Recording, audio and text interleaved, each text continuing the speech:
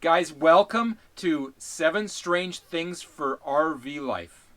It can be crazy out here. Like, things you would never expect in a sticks and bricks house. All of a sudden, you get into an RV and you're going, that's totally different. Let me tell you what we mean. Sounds. Whenever you go to a new location, there's a package of sounds that you just don't know are there waiting for you. And all of a sudden, you're like, what's that noise? It can be pretty disconcerting. You don't know what that noise is and you want to find out. Especially when you're in a different place every time and you don't even know where you are, so you're already disoriented. Yes. And then you hear something and you're going, what was that? So, for example, Yeah. we've woken up in the middle of the night or in the morning to things like a rooster crowing, which isn't odd or strange unless you're not used to that sound. And all of a sudden you're going, what was that? Is that a horse? Is it a rooster? What is it? What's another strange sound? Oh, I love the sounds of the doves at Pio Pico. And you're like, where is that? Mm-hmm. It's in that tree somewhere. Okay, there's also the creaking sounds that an RV makes as the sun comes up and everything starts to warm up. All of a sudden it's like there's noises, little subtle noises all over the place. Yeah, you just have to get used to that. Yeah.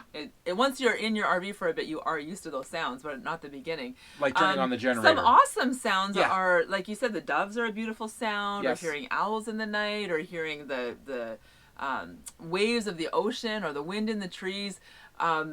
We have stayed close to a rock quarry. Yep. And there were some really loud sounds coming out of that rock quarry. We're like, what was that? So yeah.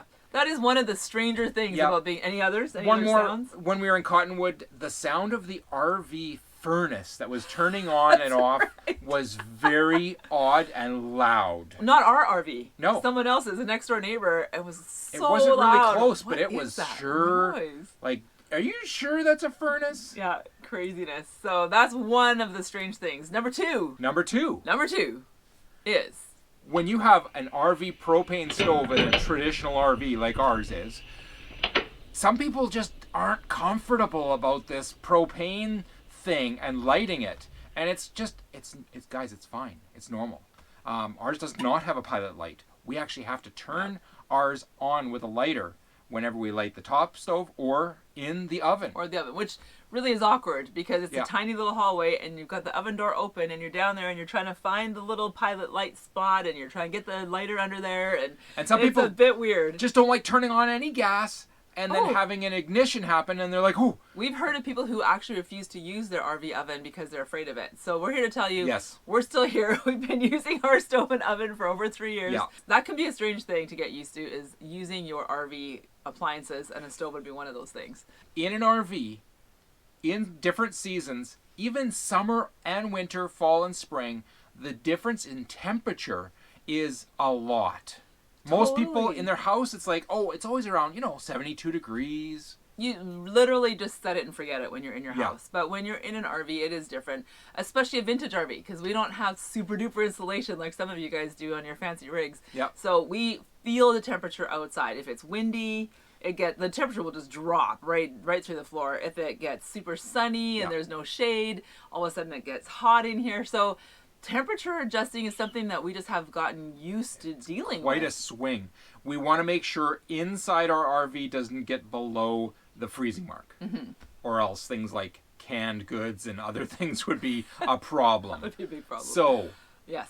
And just comfort. Yeah. Just being able to be comfortable. So. The sun comes out and the temperature just So that's just rocks. something, if you have never lived in an RV or never even camped in an RV, that you might not be aware of. Yeah. Is that you will have to learn how to adjust the temperature to make it comfortable and make it safe for yourself, as opposed to just being in a house and it's easy. Yeah. So or you go to the basement and it's cold down there, and you go back upstairs, it's fine. Exactly. Number 4. We couldn't decide what to do next. Oh man. I'm so sick and tired of making decisions. Yeah.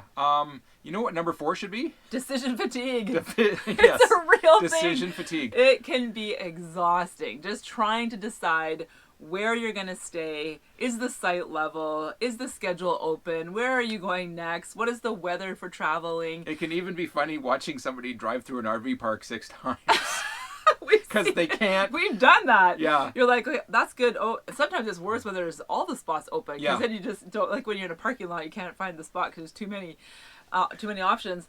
things like trying to think, where are we going to get our next water fill? When we were in Quartzsite, Arizona, it's not an easy place to find water except for the one station, right? Yeah. But if you're looking for, and you have to like, decide options, which day you're going. We don't know how much time it's going to take. Can we fit it in today, or should we do it tomorrow morning? Do you think we can get by? So you're managing your systems. Anywhere in Arizona is hard. I remember being in Phoenix Yeah. and being in, where's that little town, that border town down by Los Algodones? Oh, Yuma. Yeah. So in those places too, like, you can't just, get water easily. You have to pay for it, or you have to find a water station. Yeah. So yeah, it's kind of a tricky thing to find water. So decisions of where you're going to go. So water, another one is a dump station. Yep. Another one is, go ahead. When you're driving, those dump stations are, key to your driving day. Yes. Yeah, for sure. Yeah. We were driving from Imperial Sand Dunes back up to the area of Palm Desert, and it's like, where's that magical dump station? Well, we found it, but definitely that's on the map. When your tanks are full, you got to deal with it.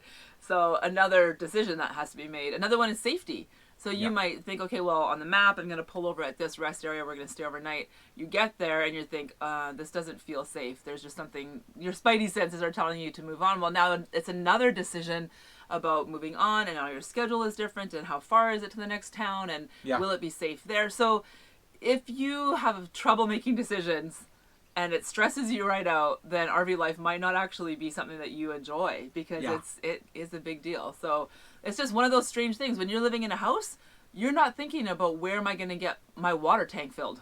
Now, traveling is where more of the decisions come in, right? Yes. Yeah. Yeah. Well, as you're moving down the road, but that's part of RV life, is traveling. And where you're going to shop for your food. Yeah. Oh, where are you going to buy all of your supplies? Shopping. You have different stores, and every store is even laid out differently. So you might be at Walmart, but it's flipped or whatever. So it tires you out. Different states might carry different items. You might not have your favorite item. I'm celiac, so I have to have gluten-free stuff. So when I go into a store in an unfamiliar area, it's crazy decision making. I'm reading every label just to try and figure out if I can eat this stuff. So, or ordering on Amazon. I'm tired just thinking about it. You're thinking about your schedule of where you're going to be and where you're going to get it delivered to. Getting stuff delivered is a huge thing. So decision fatigue is number 4, and it's a very strange thing that has to do with RV life. All right. So guys, when you're traveling and when you're living in an RV, here's number 5. You have to watch your battery levels. You have to make sure that when you're on 15 amp that you're managing to shut those things off before you turn on a different item, and always shuffling that. You never turn everything on at once. You're always managing your water. Yesterday we filled up with water almost. And then Lisa said, "Oh, let's extend for one more day." And I said, "Yeah, no problem." And then I wanted to have a shower. And have a shower. And it's like, "Whoa!" And he's like, "I don't think I just drained everything. It's not set up for an extra day and using that much resource." That's what it was. You hadn't filled the tank full of water, so there wasn't really enough for a shower. You had filled it just enough, and our plans changed. I filled it up with plenty, and all of a sudden it's like, but could we change everything and use more? It's like, You're completely aware of your resources. Yes. And I'll tell you guys, RV life is not for the faint of heart. There have been times when we have had to open the toilet. Can we even talk about toilet? We have had to open it to look down and see how full the black tank is. That's what you're going to say. Ew, so gross. Okay, that was my job. Yeah, that was his job. Because, there might be a little button on the thing that tells you if your tanks are full or not. You can't trust that. But I actually had to get a site measurement. Don't ever trust that. Yeah, exactly. We'll just say that. So you're just more aware. That's really aware of your resources and how much space you have left or how much space you need and all that kind of stuff. You can't just ignore those things. Yeah, so number 5 is you're constantly aware of resources. Again, compared to sticks and bricks, you're never thinking about that stuff. You're never aware of how much power you're using. Can I use my blow dryer and have the microwave running at the same time? Although there are some houses that have been like that. Yeah, well, there are, definitely. But not typically. Growing up, it was always like, can someone go downstairs and flip the breaker? Yes. Because, you know what, we were cooking in the kitchen. So. But not just normal life stuff. Anyway, so that's number 5, aware of resources. Sorry. Okay, we're coming down to the wire. We said there are 7 strange things about RV life. We are now on number 6, and it is all about living tiny. That's right. Living really... Get away! Hey, Get you're away! in my space! What are you doing? Living tiny has its challenges. It's challenges. It really does. And we've talked about it before. It's almost like a dance where yeah. if somebody is moving through the hallway this way, then you just have to wait till they're through and then you can go through and you take turns. Your chair is out this much farther than the other person thinks that's necessary. Hey. Oh my goodness, last night that happened actually. Kit's trying to walk through here and he's like, why are these 2 chairs back to back? I can't get through. And I'm like, well, there's a reason for it. Yeah. I was making coffee crazy. And where I'm standing is like the skinniest part of our house and Lisa's like, why are you standing there? Hey. Totally. In a sticks and bricks, even if it's a tiny house, I think you have more room to maneuver than you do in our house. We don't have any slides even. So we literally just have the hallway, 28-foot hallway. Oh, but we have had people in Class C's that are about the same vintage that walk into our rig and the first thing they look at is, can you walk around your bed? It's the first thing they look at. You guys know what I'm talking about. Which is funny. Oh, my nose is so itchy. Which is funny because we can walk around our bed, but we don't because we just have stuff packed in there. Well, and it's not like you can walk around your bed. Yeah, you can have to like do the crab walk. You can sort of like. Exactly. So another thing about living tiny, we're squeezing a few things into point number 6 here. Yeah. Is organizing. So you really need to have a good system of organizing because you really need to use every little bit of space. Yes. Along with that organizing though comes the organizational shuffle. Yeah. So it's kind of like you want to get to the item that's at the back of your cupboard. So you have to pull this thing out and then pull this thing out so you can reach that thing, use it, and then put it back and put the other 2 things back. So if you're an impatient person and you just want to like grab and go, do not live tiny in an RV because it will drive you crazy. You won't be able to handle it. No. I got something more to say on tiny living. Okay. Tiny living comes with one more thing that's strange, and that is it's possible to lose something in like it's 20 feet. It's within 20 feet of me, and I can't find it. We lose stuff all the time. It's crazy, but I think it's because of that whole shuffle thing. Yes. I think it's because you put it somewhere and something hides it, something goes in front of it, or it falls down a crack somewhere and it's gone forever. So you will lose stuff even though you live in a tiny space. Or if you switch it up and all of a sudden, it's always been right here and now it's not. Yes. Why is it somewhere else? Actually, that's a good hack, you guys. Yeah. You've heard the phrase, a place for everything and everything in its place. That really comes into play when you're living tiny because you just need to know where your stuff is. Now, I have been married to somebody who likes to change things where they live on an ongoing basis. Like, you know the piano? I think the piano should be over there. No, I don't want to move the piano. Okay. You don't have the piano. Move the piano. Okay. Oh, the fish tank. You know, the 80-gallon fish tank? That should be over there now. And I'm like, oh, okay, sure. No big deal. Right. The wall unit. Got that when we got married. But you know what's great? I'd like that over, you know what? Living's tiny.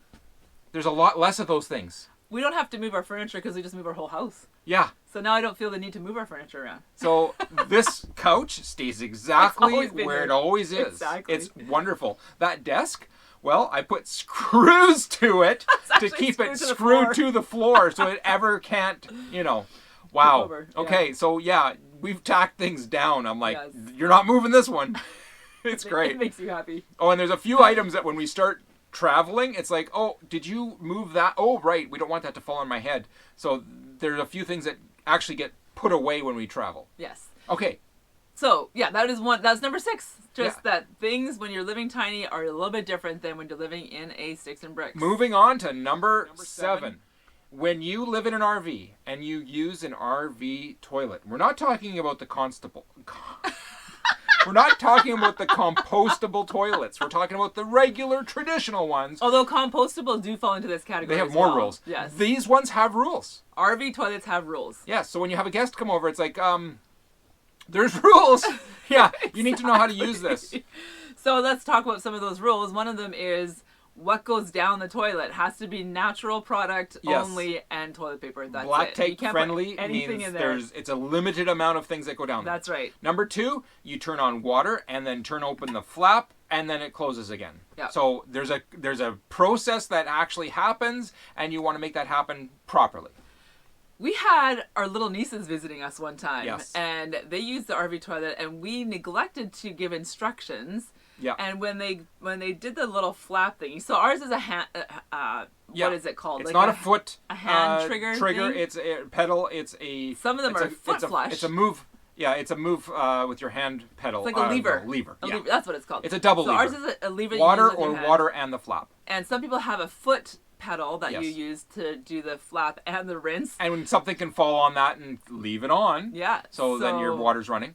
But ours didn't close all the way. It didn't. Because usually you'd open up all the way and you let go and it goes click. Yeah. And so the water was running Yeah. into the toilet. We had full hookup, so we didn't hear the pump or anything. And all of a sudden, we're all outside and we heard water running outside our rig, like down the side of our rig. Yeah, and the inside too. And inside it was starting to flood. So I came inside, the And bowl one- was yeah, full one of ca- like- running water, and I'm like, ah! So I quickly opened it up and closed it, and I had to go out and open the black valve to empty the black tank. And so, yeah, all of those things happened at once, and it was fine, actually. It was fine, because it was mostly just fresh water And that we was were running on through. site, which means we knew it pretty close to when we actually had to avoid a big problem. But it's just one of those things that reminds us that when you're in an RV and you have guests coming in, you have to teach them the rules for using your facilities. And a composting toilet has different rules as well. So you can talk to somebody who has a composting toilet, ask them what those rules are. Yeah, I'm going to speak of one more thing. This is the bonus. People wonder, do you open and leave your black tank and gray tank valves open when you're at an RV site, or do you close them and open them as they get full, or what? I pull into an RV site, I open my gray tank, drain that off. My black tank, I open it, flush it, close it, meaning I put down 2 bowls of water, and I keep that valve closed until it needs the capacity to be evacuated again. Mm-hmm. So the reason you do that is that you're not open to the gases from the sewer, and so that you don't drain off the liquids. Yes. Okay? So that's what I do. So that still falls in the category of there's rules for RV toilets, really. So I let it fill up to a quarter, half, 3/4, and then I pull that valve and I rush some water through it, and then I close it all again. Yeah. So there you go. Now you know. That's a good tip. So you need to remember that, and not everybody would know that if it's your first time RVing. That's right. So again, that is one of the things that is completely different than living in a sticks and bricks house. Yeah. Because when you go to the bathroom, you don't even think about it. You just do your business and you're done. That's Whereas right. in an RV, it can be completely different depending on which RV you're in and what the toilet situation looks like. So, you guys, that's it. 7 strange things about RV life. I want to hear what your strange thing is about RV life. So please put that in the comments section below. That's right. It's not saying that the people are strange. Well, it's just that living in an RV and the RV systems and the things and the sounds, they're weird. Why is it different than living in sticks and bricks? So put that in the comments below. We totally want to hear from you guys. I hope you guys had fun with today's video. We had fun putting it together for you. Just thinking about how is it different living here than it would be in a house. And so, we shared that with you guys. Yeah. My name is Lisa, by the way. And my name is Kent. We're Living Light RV. We are out there. We're grabbing life by the tail. And we hope you guys have a fantastic weekend. We'll see you guys next Friday. Take care. Glad you could join us. And if you want to watch a really cool video that we put together with some really good scenery, that one's there. And if you want some really good tips, that one is probably the one you want to see next. Have a good week.